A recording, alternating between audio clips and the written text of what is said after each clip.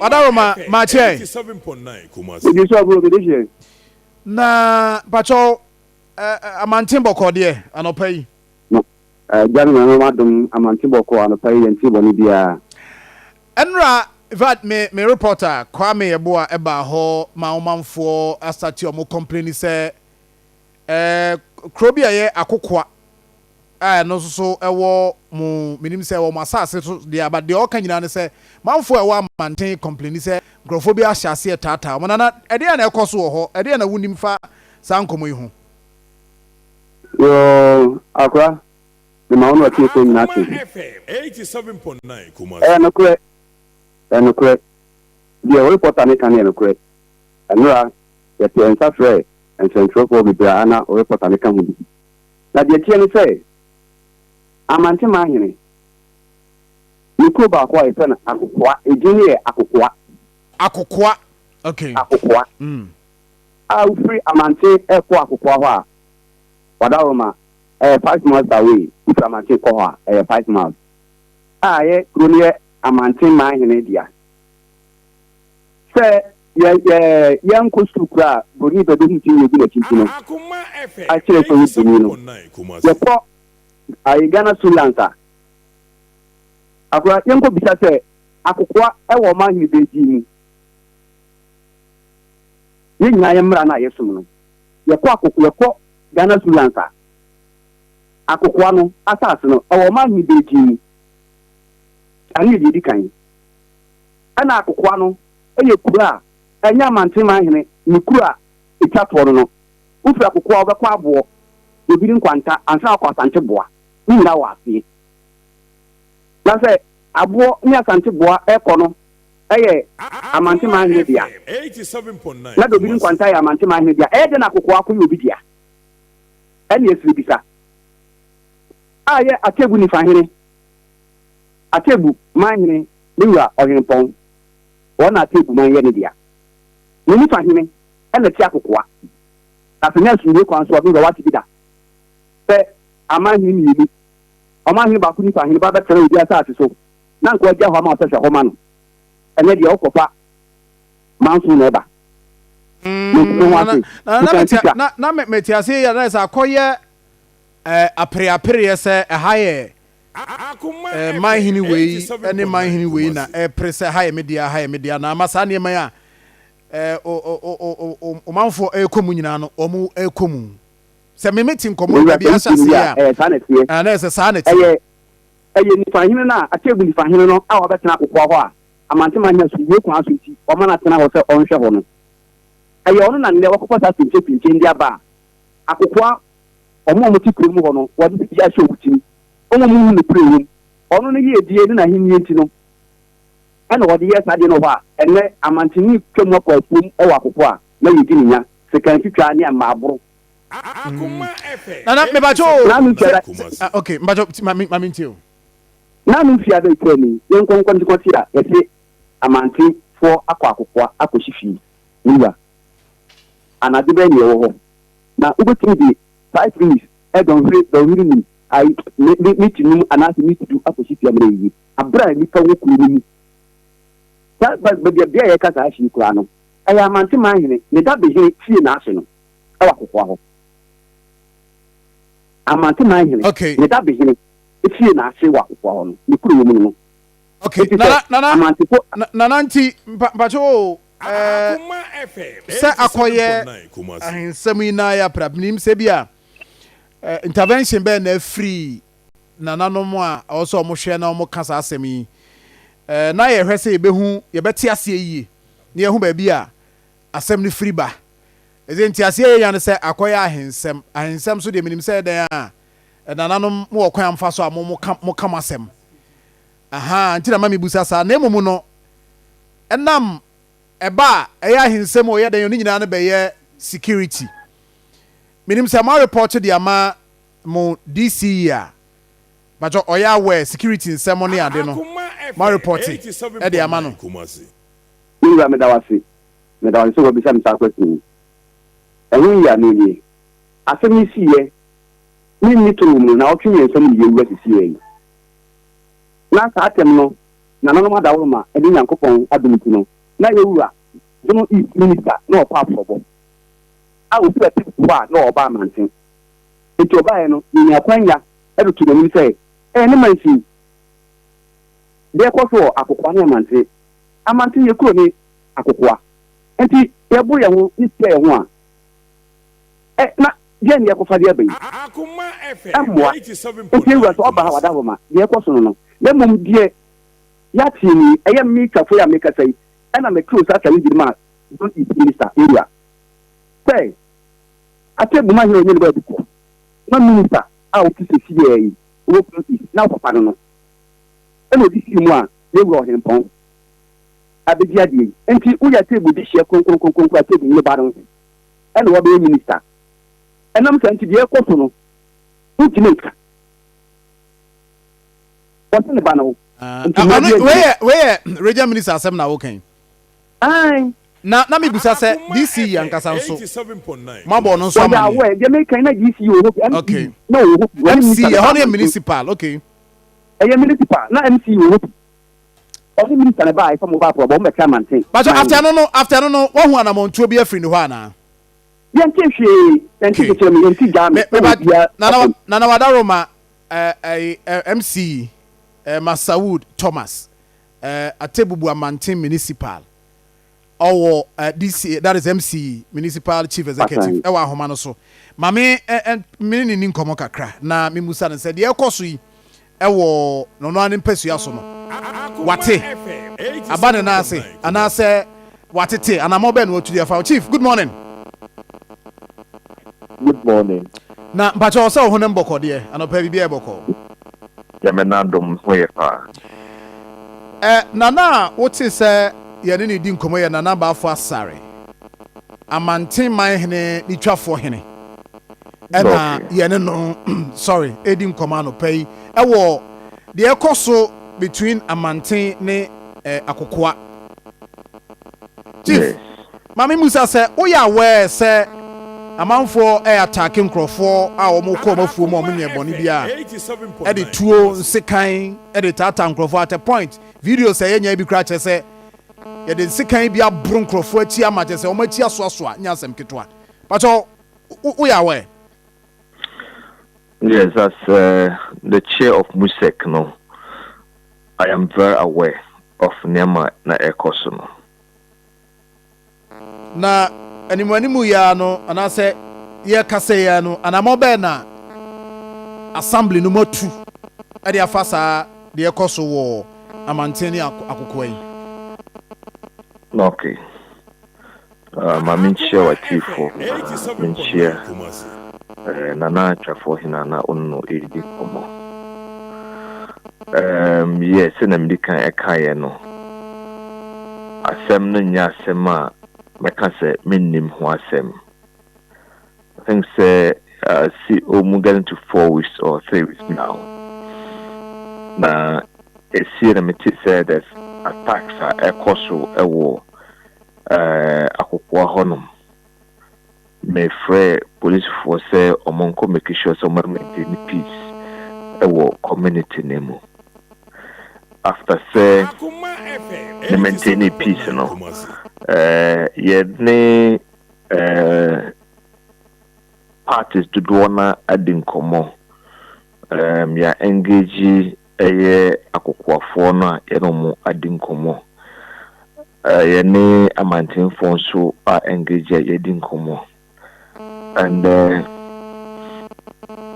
that issue we know it has to do with Asare ewo Akokwa but as MUSEC no ye duty ni say kwanya abefa so ama peace aba ewo kurum so all necessary steps are associated na you make sure say asuri baba biya no yitu anamo issues ni be security issues and people want it say ebi omo hu say adabon say na wo ye say na mo ye but some of the things that steps are there intimate and can about what we do. We are engaging people extensively. So So as at now, what I can tell you, say there are steps, and even in Nora, there was another engagement that I did to make sure, say, we'll bring a lasting peace between the people of Amantin and Akokwa. Amantin and Akokwa, difference be in them, they're one people, they're intermarried. So there's no need say be ABC. But I think say a misunderstanding be neither Abba. And we're speaking to all of them say Ubia and Yabatre. Assemble Sanya Yadiano and Eka. Na Emranon so na Juma. So whilst we're speaking our peace, any criminal act there across the law no Emrano and any pakobebe ebedi. So I can assure all the parties say and I'm more essentially to be a masunvi ababiano. We two and a mama sunviaba. And parties in Omonia would say. Na omunshe sinebe asunje ebaba. That is what we are fighting for now. Okay. You are right, but now maybe some people say, "Okay, say stakeholders or more engage you or more." Engagement here now could do. Some of the information be sensitive. I want to share with us, but for clarity, ne nana nkomani ene na ne dia also onhu anamobia motu. Tina mama busa this question say one more engage you in this process. No, I don't know if Nana say even we invited the regional police command and Ibishia Nananum. I don't actually remember. I think that day Nana Twafuohene wasn't around. He wasn't around. Ibishia Twafuohene and from there Ibishia Amantinmanhene. From there, they invited Akokwa people. You could share some regional command for further engagement, and I think Amantinmanhene was also invited. But apart from that, there are a lot of other engagement that I'm also doing behind the scenes. So yes, I can say share, but what matters is there will be resource, there will be peace in the area. And that is what the focal point I can tell you. Yes, my main aim now is to make sure that there's peace in the area. But the man for the Omu asumdue bia o de ekoso nyina se na no man for the two se kind the tata o munti da be be say man for the two. As a see a man for the two tata man for. Nana but where there wo ha de memo ya no sa na wo man for kan e wo ebra no a ye report about ho nkomo mu no mu di ye no say still ankrofo de two ni aseka tata o mo. This is MCE say omo ye tuma Wadawoma, the UMCE, we are MCE of man, so the part of the minimum share of man. But I don't want to. Question is because anyway, any say, every day, you check what a down. Oh, I think the Amantinmanhene, what a down. You need to enter Nana Mino. Leave a pa. Omana principle, then Tuka, and what is here. Amantinmanhene has said, the man for no motor, you know. Oh, you see, the strategy I saw, or then you're doing it. And a pet shot, I was what animal, but any I police remember ever, I don't know, I think no can, and correct, or more, eight animal, just in Yoruba. Now, so, and you know, no question, and no than net, or power, one approach from quarters, almost from quarters. As I say, I demand Amantinmanhene for a good dog, you know, better than I saw, or then you have to go. Wow. And the player, all the woman that is okay, now, but so, Chief, it means that, so let me come in here. Yes, let me come in. You see, the issue, and I can say, company no, Edane Assassin has come to my attention. That was 2 days ago. And Nora, many company no issue.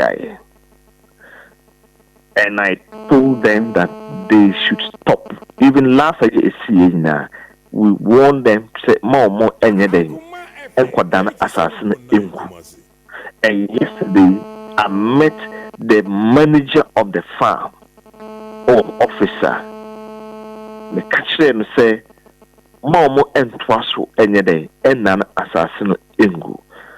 And according to the manager of the farm, they say Omo a train say Amantinmanhene baba. And fortunately they've had say Osabari Abba, and that's Amantinmanhene Abba. And they are going to meet him for further discussions. And I told them, say Omunya Watre, na Omoni na nanom kotnas na mon kasa. Na asasino ni shame be a desunweba be and na they should do it at that level. And allow the innocent farmers na omodo musika akuwa yinumo omodono na omonse omafudie because untimi say afudie ensan be afudie manenye. We spoke lengthily yesterday. We spent more than 5 hours having discussion with the managers of the farm. That means we are surprised hearing this anope.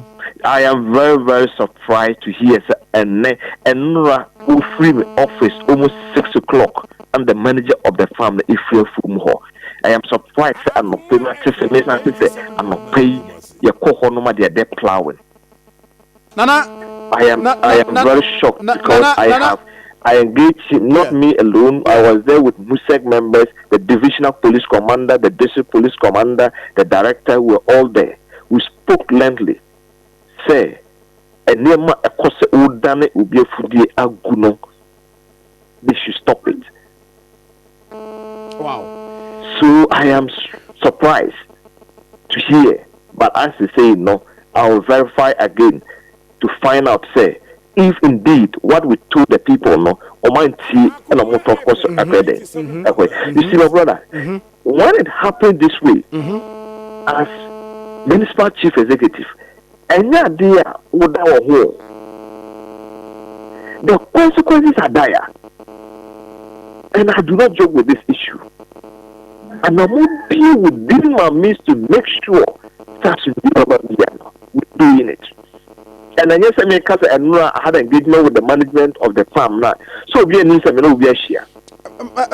Chief, but some company now I can't say no information be now about them. Omudini, what they are doing. Yeah, and what I know, the company has come to came to Amantinmanhene somewhere 2002 thereabout. 2002, and as I say, no one upon view. I don't know if you know in one of the upon view. Yes, or not ever tall as I say, a free nanoman chain, and they are into this agro processing, starch and other stuff that they're doing there. The company came and acquired land somewhere around 2002 and over here. And they have been there since then up to this time. So I think there's some misunderstanding between the company and Nananum. And I think that issue, since Nana Ewo line is today, I will not speak for Nananum. They have much information about what is actually happening. But upon bio business, MPP business. Yes. I see. Yeah, he's the one. Yes, that's why I know. But Okay. to in this process. No, his own son. Yeah, I spoke. Kasana and managing assassin. So I met him, and on our discussion, it didn't come over. I told him, say, I'll be engaging the father today to see the issue itself, what is actually happening. I asked her, if anybody be a Ghana, a true mentality, no doesn't work again. So, after and then yeah, penny say, ye be we in na man for mutimi come fum. Say, minim say be a assassin so the company no so adwuma na say adansa ase wo ho na sa ne ma ne koso a e de na ye ni manimu ya to ensuring say omo kwa afuom because how dey enim say kua ya said ye yenim no tebubu Amantinmanhene areas ni ade nyina no ya kua ye ya na manfo sorry a wo mo edidi won saase so ekoba say ya it becomes a major problem I was say yetimi handle. Yes. What is the assurance? Arrest bianco so what is the assurance? Because when we don't see arrests, that it means that manfo who say any you be can once made the home come already so but then what is the assurance ever from your end as the head of music for the issue of arrest, yes, your mention of or whatever? No, that is the issue. I don't want to speak it on air, but the assurance I can give to the people is that there will be peace, and I can tell you now that what I've heard say. I will deploy the police to go and then see if actually that is what is happening. Then we invite them again and then we take it from there. Right. Chief, at this point, Mami Enjao. Na Bibiania Akoma FM yebetimi asaba wakachi na yabebusem the akwakosie. But let me assure you, listeners. You are different, man. So that woman, my mentor will be young. You are going to be a better thing here. Opa, when you are passing that night, when you are going to be the bishop, now, okay, Opa, Catapano, now the next step, second, the bank here, now they are, the other Wakataman, the bishop, the bishop, we abamuno you guys you say ebia awon bibi na akata ho di so ba amade you minister we say amante kua ne ye apart kua no obere no bibi no tia so na so ba ko school and then no bi no bi the church school dey bi no bi da baba ko ma na ya ko de nya tuabu ya ko de nya tuabu na ene ya ye di ho nkomo we fidie su na ye ne MCE ye di nkomo wo hye eboyi mijiri se ye nyina ye mfia ni akiri na nanom de muso betima ye de aboa ma MCE anamontu a otuo no so atimi awie peye na asomdua aba se nuane ye bi firi ho ba bedru kumase ya me asu enya bidi nti eka ye nyina nti no se de nanam muso betimi aye bibidi aboa na mom ye di hu nkomo ha ye ye di akiri se de be ya ye nyina ye betimi adi akiri nti chief mbacho ade na aka twato. Hello, Chief. Hello. Abo Tuminka. Okay. Say honorable Ahoma no is your sign a connect. Nana, but I didn't now catch up to na yemfa yemkomo no nsi ha. No, I don't need to for the next. You are minister. And that woman always say, I will born you know, minister or minister for activity. It is our bar and Casa for your young banner for Bonia, or my point, and Mambrano, a year, Juma. It is a medical gun I have from Ranadia, not that woman. You can put it on the face. Send Obama and tell him to catch and say, a son said a table on the Banutino, and all yes, I'm for solo, if I hear a table for here, ultimately, and can read, yeah. You are the boss and sister, then yes, the Terra, my cancer come in there, and you want to. I'm paying for your coin. The minute of our family can 7 hours. Oh, my God, what's the problem? I think for them, Yaquadem, yes, a pan say, oh, I'm not saying, I do not be a local. No, Yaquadom, like no dear brute. No, between us and the same. Yanamra, on the second Ganamrenti. What do you propose as to add the table? Nana me ye sure say ye di nkomwe ye di sam komo no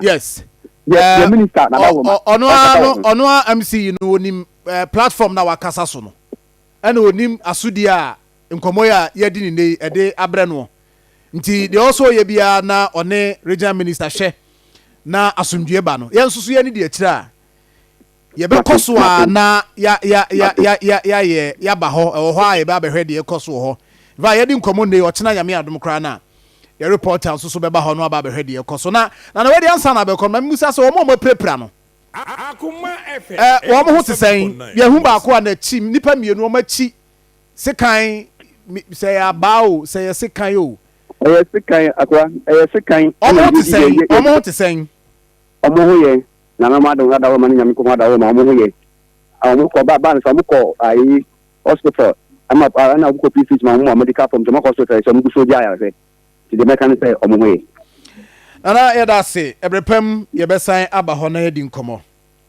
modern ase na ko Nana Baffour Asare Amantinmanhene Twafuohene na ye ne no di nkomo from niema ekoso ewo Amantin ene Akokwa Akoma FM 87.9 Kumasi ye behwe na fe in fact said ye ka no ye ni ebekoso adi akire